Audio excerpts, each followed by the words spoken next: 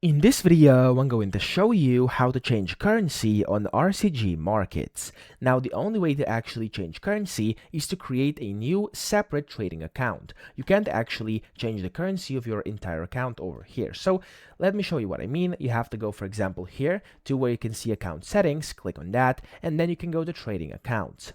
Now, whenever you do that here, you'll be able to create a new separate trading account. Let's say you want to create one for MT4, and then you have to select your account type. I'm going to do demo, and then here is where you can select the currency. So here, for me, as you can see, GBP, ZAR, and USD are available. Select the one you want, select the account type, and then your password, and you can create a separate account with that specific currency. And then when you go to my account here, and if you switch between demo accounts, so as you can see here, I have one demo account which is in USD. If I switch to the second one here, it will be in GBP. Okay, so that's how it's actually done. That's how you can change currency on RCG Markets by actually switching between your accounts. Now, that's that. I hope this video helped you out. If it did, please subscribe to the channel and help me out as well.